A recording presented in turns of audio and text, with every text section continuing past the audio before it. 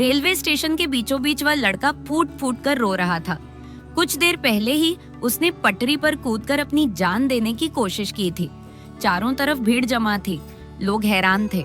लेकिन तभी वहां पहुंची एक करोड़पति महिला, जिसने उस लड़के को सबके सामने अपने सीने से लगा लिया।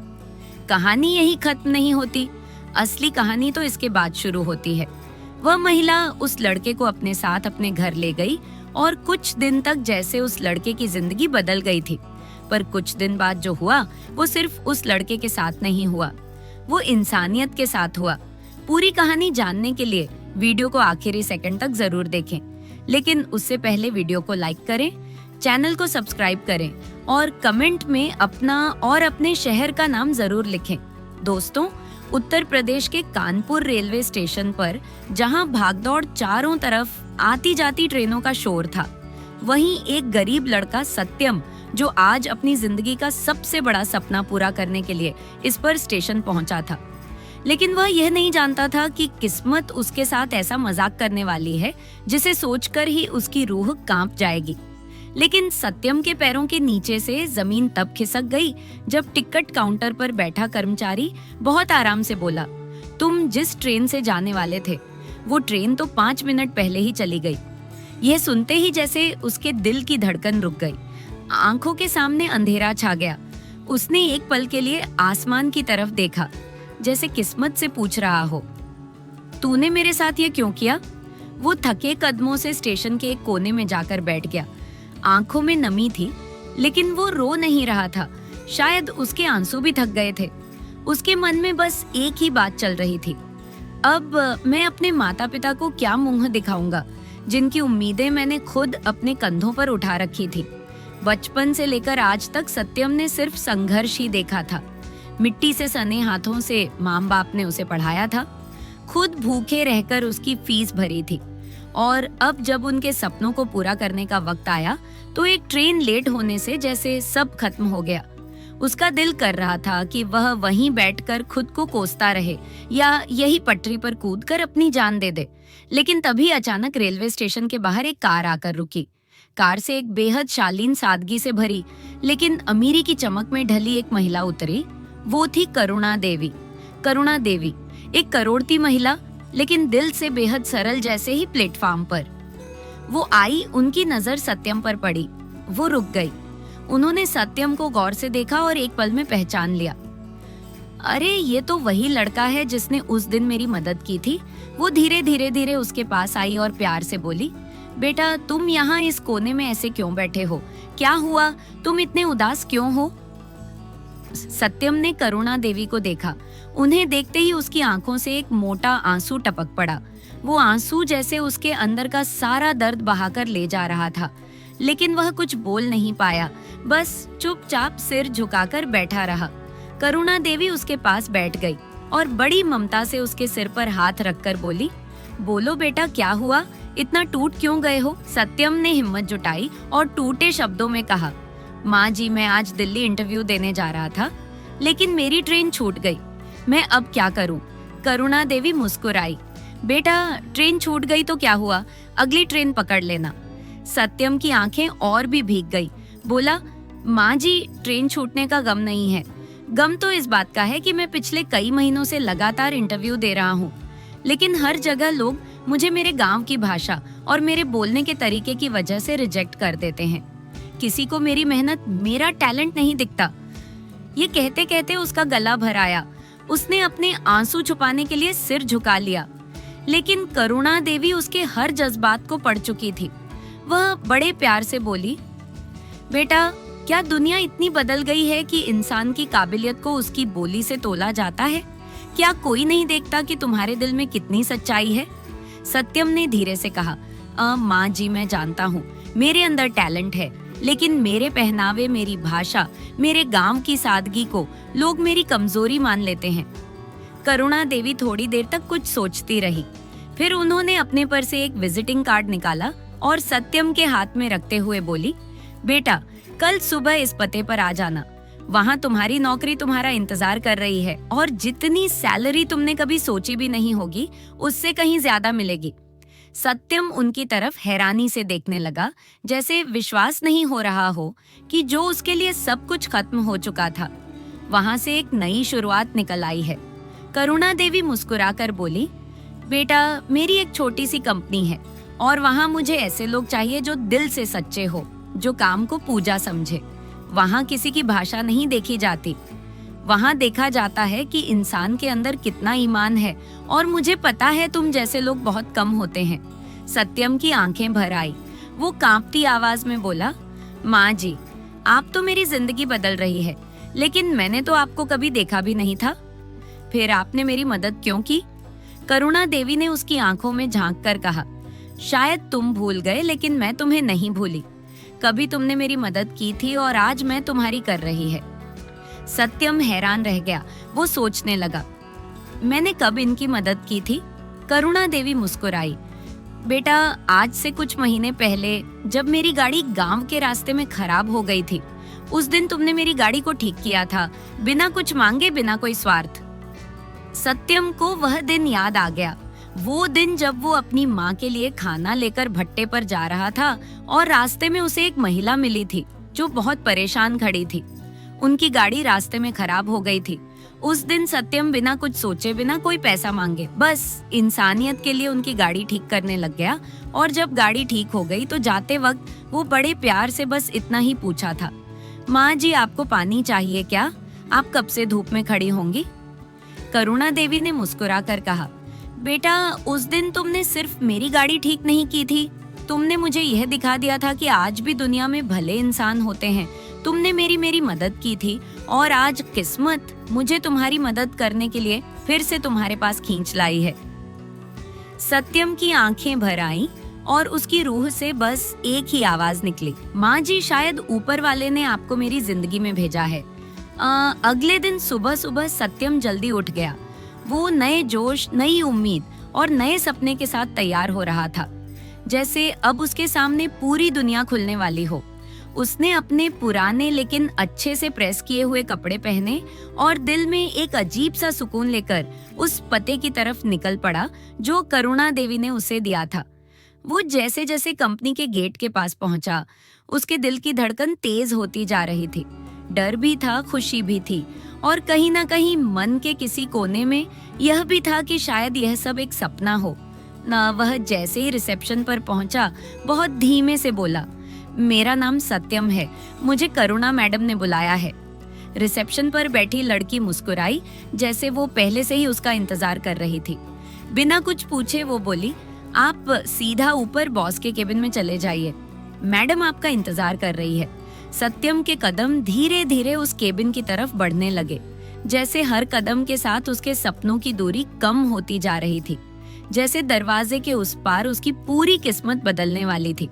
जैसे ही उसने केबिन का दरवाजा खटखटाया, अंदर से आवाज आई, आ जाओ बेटा। दरवाजा खोलते ही सामने वही मुस्कुराता चेहरा था, करुणा देवी। उन्होंने जैसे अपने बेटे को देखा हो, बड़े प्यार से बोली, आओ बेटा, मैं तुम्हारा ही इंतजार कर रही थी। सत्यम थोड़ी हिचकिचाहट के साथ अंदर आया। करुणा देवी ने एक लेटर उसकी तरफ बढ़ा दिया और बड़े प्यार से बोली, यह लो बेटा, तुम्हारी नौकरी का लेटर। कल से तुम हमारे साथ काम करोगे और तुम्हारे लिए कंपनी की तरफ से रहने का भी इंतजाम कर दिया है। सत्यम हैरान रह गया, वो बोल ही नहीं पाया, जैसे उसकी जुबान को किसी ने बांध दिया हो। आंखें नम हो गई। उसने धीरे से कहा, माँ जी, आपने मेरे लिए इतना सब कुछ क्यों किया? करुणा देवी मुस्कुराकर बोली, बेटा, तुमने भी तो मेरे लिए बिना सोचे मदद की थी, और तुम्हारे जैसे लोग बहुत कम होते हैं जो बिना मतलब के किसी के लिए कुछ करते हैं। सत्यम ने अपनी आंखें पोंछी और हाथ जोड़कर बोला, माँ जी, मैं आपको कैसे धन्यवाद कहूँ, आपके इस एहसान को मैं कभी नहीं भूलूंगा। करुणा देवी धीरे से उठी और सत्यम के सिर पर हाथ रखकर बोली, बेटा, जब इंसान सच्चे दिल से मेहनत करता है और कभी किसी के साथ बुरा नहीं सोचता, तो ऊपर वाला उसकी किस्मत खुद लिखता है। वो दिन सत्यम के लिए किसी सपने से कम नहीं था। उसके हाथ में जॉइनिंग लेटर था, रहने की जगह थी, और अब उसके दिल में एक नई उम्मीद भी थी। सत्यम ने वहीं से अपने घर फोन किया। माँ ने जैसे ही बेटे की आवाज सुनी, वो रोने लगी। पिताजी की भी आंखें भर आईं। सत्यम ने बड़ी खुशी से कहा, माँ बाबूजी, अब सब ठीक हो गया। मुझे नौकरी मिल गई और वह भी बहुत बड़ी कंपनी में। अब आपका बेटा आपको कोई तकलीफ नहीं देगा। अब आपकी सारी जिम्मेदारियां मैं उठाऊंगा। उधर माँ खुशी से रो रही थी और इधर सत्यम के आंसू थम ही नहीं रहे थे। वह अपने घर वालों को बार बार ये कहता रहा, माँ बाबूजी, अब आपको भट्टे पर काम करने की जरूरत नहीं है। अब आपको कोई कर्जा चुकाने की जरूरत नहीं है। अब सब कुछ मेरा है, मैं सब संभाल लूंगा। वो दिन जैसे उसकी पूरी जिंदगी का सबसे खूबसूरत दिन था। अब उसकी सुबह भी नई थी, उसका सपना भी नया था और सबसे बड़ी बात, अब उसके पास वह मौका था जो उसकी पूरी किस्मत बदलने वाला था। सत्यम ने दिल लगाकर काम करना शुरू कर दिया। वो कंपनी में हर छोटा बड़ा काम इतनी ईमानदारी से करता कि सभी लोग उसकी तारीफ करने लगे। कभी समय से देर नहीं होती, कभी किसी काम में लापरवाही नहीं होती और सबसे बड़ी बात, सत्यम अपने स्वभाव से सबका दिल जीत लेता। उसकी सादगी, उसकी ईमानदारी और उसका मेहनती स्वभाव धीरे धीरे करुणा देवी के दिल में भी गहराई से बसने लगा। करुणा देवी के पति अब इस दुनिया में नहीं थे, लेकिन उन्होंने जो कारोबार छोड़ा था उसे करुणा देवी बखूबी संभाल रही थी और अब सत्यम उस कारोबार में जैसे उनकी दाईं हाथ बन चुका था। सत्यम के काम करने के तरीके ने करुणा देवी की कंपनी को नई ऊंचाइयों तक पहुंचा दिया। मुनाफा बढ़ने लगा। लोग कहने लगे, सत्यम जी के आने के बाद इस कंपनी में जैसे बरकत आ गई है। लेकिन सत्यम आज भी वही था, वही सादगी, वही आदर और वही झुकी नजरें। उसने कभी खुद को बड़ा नहीं समझा और ना ही कभी किसी से कोई विशेष अधिकार मांगा। वह बस ईमानदारी से अपना काम करता रहा। करुणा देवी के दिल में एक दिन अचानक यह ख्याल आया, अगर मेरी बेटी की जिंदगी का हमसफर ऐसा ही सच्चा, ईमानदार और मेहनती लड़का हो तो क्या बात होगी। उनकी बेटी नेहा, जो पढ़ी लिखी, समझदार और संस्कारी थी और अपनी माँ से बहुत जुड़ी हुई थी। करुणा देवी ने एक दिन अपनी बेटी से बड़ी सहजता से कहा, बेटी, मैं चाहती हूँ तेरी शादी एक ऐसे लड़के से हो जो भले ही पैसे वाला ना हो, लेकिन दिल से अमीर हो, जो तुझे हमेशा इज्जत दे और तुझे कभी अकेला महसूस ना होने दे।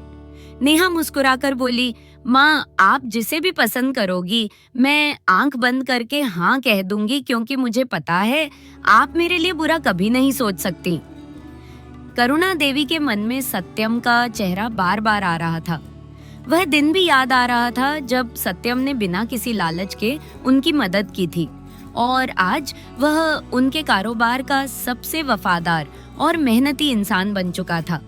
लेकिन करुणा देवी जानती थी कि सत्यम कभी खुद आगे नहीं बढ़ेगा, वह कभी अपनी इच्छा नहीं जताएगा और शायद इस रिश्ते को वह खुद से स्वीकार भी न करे। करुणा देवी ने एक दिन सत्यम को अपने केबिन में बुलाया। बड़े प्यार से बोली, बेटा, अगर मैं तुमसे कुछ कहूँ तो क्या तुम बुरा मानोगे? सत्यम ने झुककर कहा, माँ जी, आप मेरे लिए क्या है ये आप जानती है। आप जो भी कहेंगी वह मेरे लिए आदेश होगा। करुणा देवी ने बड़ी गंभीरता से कहा, बेटा, मैं चाहती हूँ कि मेरी बेटी नेहा की शादी तुमसे हो। मुझे तुम्हारे जैसा सच्चा और भरोसेमंद लड़का कहीं नहीं मिलेगा। सत्यम के पैरों तले जैसे जमीन खिसक गई। वो हकलाकर बोला, माँ जी, आप क्या कह रही हैं? मैं और आपकी बेटी, आप करोड़पति और मैं एक गरीब भट्टे वाले का बेटा। मेरा और आपकी बेटी का कोई मेल नहीं है। करुणा देवी मुस्कुराई, बेटा, रिश्ते खून और पैसे से नहीं बनते, दिल से बनते हैं और मेरे दिल को तुझ पर पूरा भरोसा है। मैं जानती हूँ तू मेरी बेटी का सच्चा साथी बन सकता है। सत्यम फिर भी असमंजस में था। बोला, माँ जी, यह फैसला मेरे बस का नहीं है। आपको मेरे माता पिता से बात करनी होगी। अगर वह हाँ कहें तो मुझे कोई आपत्ति नहीं। करुणा देवी ने उसी पल कहा, बेटा, मैं कल ही तुम्हारे गांव जाऊंगी और अपने इस फैसले की इजाजत तुम्हारे माता पिता से खुद लूंगी। अगले ही दिन करुणा देवी अपनी बेटी नेहा को साथ लेकर सत्यम के गांव पहुंची। वह वही गांव था जहां कभी सत्यम के माँ बाप ने अपना खून पसीना एक करके बेटे को पढ़ाया था, जहां उनकी झोपड़ी के हर कोने में गरीबी का दर्द और मेहनत की खुशबू आज भी बसी हुई थी। सत्यम के माता पिता जैसे ही घर के बाहर करुणा देवी को अपनी बेटी के साथ आते हुए देखे तो हैरानी में पड़ गए। आंखों में सवाल थे और दिल में डर भी, इतनी बड़ी मालकिन हमारे यहाँ क्यों आई है? करुणा देवी ने बहुत प्यार से उन्हें प्रणाम किया और जमीन पर बैठते हुए बोली, मैं कोई अमीर गरीब देखने नहीं आई हूँ, मैं तो बस अपनी बेटी के लिए आपके बेटे का हाथ मांगने आई हूँ। सत्यम के पिता कुछ समझ नहीं पाए, बोले, मालकिन आप क्या कह रही हैं? करुणा देवी ने बड़ी सरलता से कहा, मैं चाहती हूँ कि मेरी बेटी नेहा की शादी आपके बेटे सत्यम से हो, मुझे उससे अच्छा लड़का नहीं मिलेगा। सत्यम के माँ बाप तो जैसे सुनकर चौंक गए। माँ बोली, मालकिन आप तो बहुत बड़े लोग हैं और हम तो बस मिट्टी में लिपटे मजदूर हैं, आप मजाक तो नहीं कर रही? करुणा देवी मुस्कुराकर बोली, बहन जी, रिश्ता दिल से होता है और मेरे दिल ने आपके बेटे को अपना मान लिया है। वो मेरे लिए सिर्फ एक कर्मचारी नहीं है, वो मेरे बेटे जैसा है और अब मैं उसे अपने घर का हिस्सा बनाना चाहती हूँ। सत्यम के माता पिता की आंखें भर आईं। वो कांपते हुए बोले, अगर आपको सच में हमारा बेटा पसंद आया है तो हमें क्या आपत्ति हो सकती है, बस आप उसका साथ कभी मत छोड़िएगा। करुणा देवी ने झट से सत्यम के माँ बाप को प्रणाम किया और कहा, आपका बेटा अब मेरा भी बेटा है। वह दिन जैसे सत्यम के पूरे परिवार के लिए किसी सपने से कम नहीं था। कुछ दिनों बाद सादगी से सत्यम और नेहा का विवाह कर दिया गया, बिना किसी दिखावे के, बिना किसी शोर शराबे के, बस दिल से दिल का बंधन।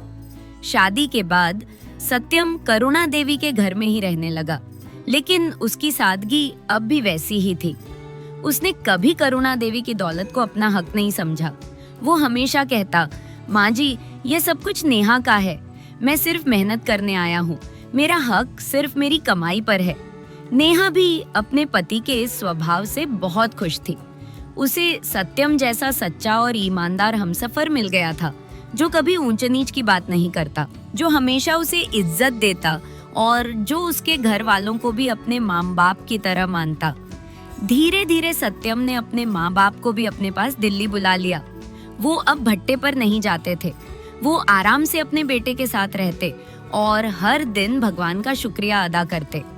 हमें ऐसा बेटा मिला जो हमें कभी पराया नहीं समझा। इसी तरह कुछ साल बीत गए। सत्यम ने अपनी मेहनत से अपने माँ बाप के लिए एक अच्छा घर भी खरीद लिया। अपनी बहन की शादी भी बड़ी इज्जत से कर दी, लेकिन फिर भी उसके चेहरे पर कभी घमंड की परछाई तक नहीं आई।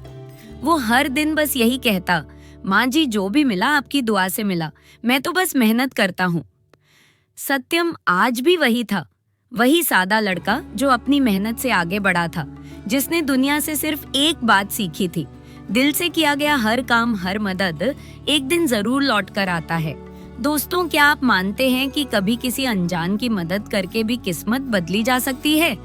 क्या आप भी कभी किसी की मदद बिना मतलब किया है या करना चाहेंगे? कमेंट में जरूर बताइएगा। आपकी एक लाइन हमारे लिए बहुत कीमती है और अगर कहानी पसंद आई हो तो वीडियो को लाइक करें, शेयर करें और हमारे चैनल सच्ची कहानियां बाय आर.के को सब्सक्राइब जरूर करें। मिलते हैं अगले वीडियो में। तब तक खुश रहिए, अपनों के साथ रहिए और रिश्तों की कीमत समझिए। जय हिंद।